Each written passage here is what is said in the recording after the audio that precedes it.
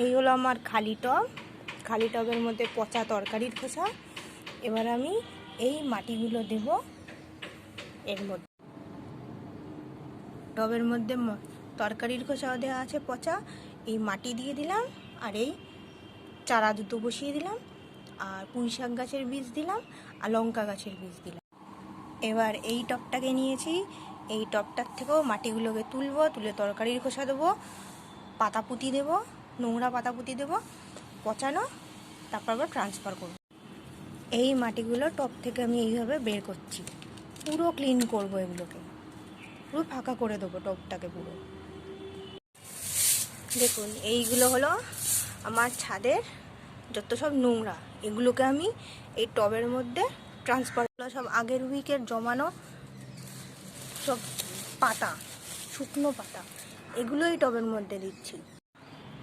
এবার আমি এই শুকনো পাতার উপর মাটি দিচ্ছি।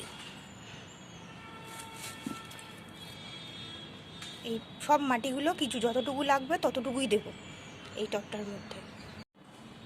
আরও একটা টবের মধ্যে পাতা পুঁতি সব ড্রাই শুকনো সব কিছু দিয়ে দিয়েছি, দিয়ে এই টবটাও তৈরি করে ফেলেছি। এটা হলো অপরাজিতা গাছের টব। ডালগুলো সব ভেঙে দিয়েছি, আর বীজগুলো এর মধ্যে পুঁতে দিয়েছি।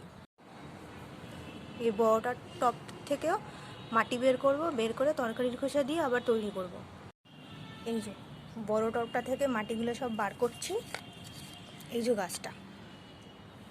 এবার তরকারির খোসা দিয়ে ফুল, আমাদের বাড়ির সমস্ত তরকারির খোসা এই ড্রামে আমরা রাখি, দিয়ে জমাই। এটাই আমি এখানে ট্রান্সফার করলাম। আর একটা টবকে আবার ফাঁকা করলাম, এই যে গাছটা, এই গাছটাকে এখানে বসাবো। এই যে মাটি দিয়ে দিয়েছি, এই